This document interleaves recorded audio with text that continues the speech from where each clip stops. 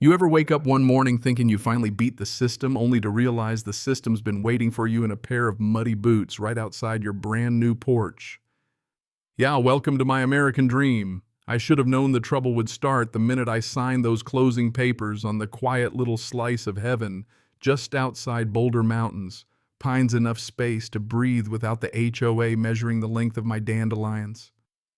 I'm Tom Rivers, and let me tell you, I poured every inch of myself into building this place, concrete and all. My hands still ache when it gets cold, but I do it again in a heartbeat. Well, maybe with a few less neighbors. The first winter was pure magic. Snow on the roof, stars bright enough to make you forget the world was burning somewhere down the mountain. Just me, my wife Linda, and the kind of silence that feels earned. Until there was Douglas. Not neighbor like next door, more like 100 feet away and one half-rusted chain-link fence Colorado style. Douglas Marshall, retired Army supply, 50-something crew cut, sharp enough to slice a tomato. He'd been trying to buy up these lots for years, and I guess losing to me left a splinter. I didn't catch it at first, just thought he was a little stiff, always checking his trash cans, grass trimmed to parade specs, that sort of thing. But sometimes you can feel resentment hanging off a person like a wet towel. First time I met him, he says, "Heard you got a good deal on that parcel. That used to be the old service road, you know." I just nodded. What else do you do? For a while, things were fine. He'd wave from his porch, I'd wave back, everybody pretending we'd chosen this life on purpose. But it didn't last. About a year in, he asks if I'll sell him a slice of my driveway, something about his trailer. Checked the maps, he had more than he needed. I said no, offered to help build a pad instead. His smile died on the spot and something colder settled in its place. That's when the little thing started. A mailbox knocked off its post tools, going missing, a key scratched down my truck door. Linda said I was paranoid, that Doug was just lonely. But you can't shake a feeling, and the feeling was I was being watched. Even caught him adjusting a so-called wildlife cam right toward our place. One night I'm unloading groceries. I hear a camera shutter click. Look up, there he is, not even trying to hide it. I joked about getting my own cameras. Linda rolled her eyes and said, "He's harmless, Tom." Famous last words, right? The night it all went south, I was heading out to Denver for work. Linda locks up, says she'll bake cookies for the mailman if she gets bored. I joke about finally getting a night's sleep without coyotes, and honest, I felt good for the first time in weeks. What I didn't know, Douglas was out there in the cold, flashlight in his mouth, jamming something sharp into my driveway. You ever get that gut feeling like the universe is holding its breath and you just know something's about to snap? That was me in some hotel room, wide awake for no good reason.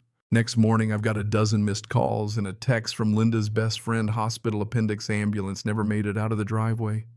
My heart hit the floor.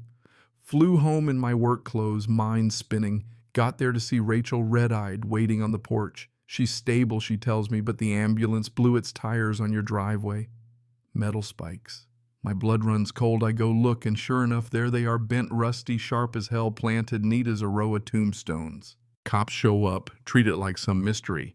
Maybe fell off a truck, one says, poking the spikes with his pen.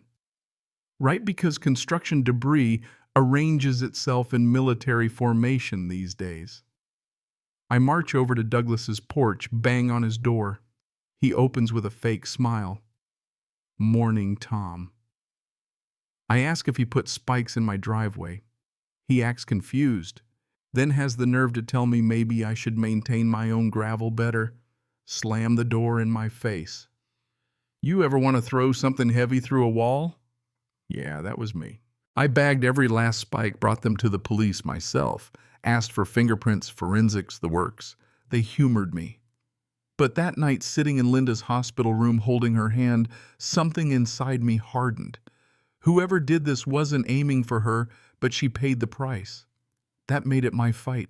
A new cop took my call. Sergeant Lucy McNail, voice like gravel and no patience for games. She told me not to touch the driveway, bring the evidence bag in the morning. Next day, she looks at the spikes, mutters, "These aren't roofing nails, no kidding." I said they look military grade, and she got them tested for prints. For 3 days, I paced my property, relived every weird conversation I'd ever had with Douglas. Then the call came partial print matched to him from a disturbance a decade back. It was enough to bring him in for questioning, but not enough for a charge. He denied everything, said I was out to get him. Maybe someone stole his tools. Used the word coincidence 5 times, which is about 4 too many for my liking. But the fingerprint opened the door. The cops searched his place, found a rag with matching grease gloves with possible residue and a notebook with my driveway's exact dimensions. Still, the DA wanted more. And then, twist of all twists, Douglas files a civil suit against me, claims I'm harassing him, defamation, emotional distress. His lawyer sends a cease and desist. I laughed so hard I nearly cracked a rib. My lawyer, Susan Carter, is tougher than shoe leather. She filed a countersuit before I'd finished reading the letter out loud. Media caught wind. Headline: sabotaged suburb, spiked driveway stops. Ambulance sends woman to ER. Suddenly, the HOA president knocks on my door, claims my unsafe conditions are damaging property values. I told him, a man almost killed my wife and you're worried about curb appeal. Slammed the door in his face, too. What finally broke the case wide open, Susan's paralegal dug up old county records. Douglas tried to buy my land at auction, lost by $2,000. Suddenly, motive wasn't maybe it was written in black and white. We handed everything to the DA, insurance fraud, old gripes Miguel, the contractor, swearing Douglas called me Tom the thief. Now we had timeline, motive, the works. Linda came home tough as nails, angry, ready to talk to the press. She went on local TV, told the story plain and raw, the pain, the panic, how she begged not to die on her own gravel. The piece went viral. By morning, neighbors weren't just whispering, they were picking sides, and for once, I wasn't alone. DA pressed criminal charges, 3 counts. Douglas cracked, started yelling at the property line. Called me a sanctimonious bastard in front of half the neighborhood. I just called the cops and kept going. Finally, the trial. Weeks of prep, Linda and me side by side. Douglas claimed PTSD, blurry boundaries, whatever excuse fit.